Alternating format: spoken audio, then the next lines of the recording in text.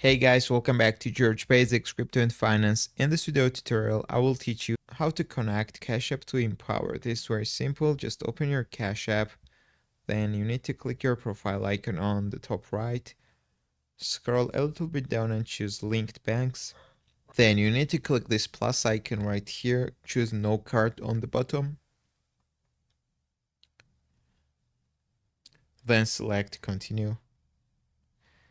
And right here you need to find Empower.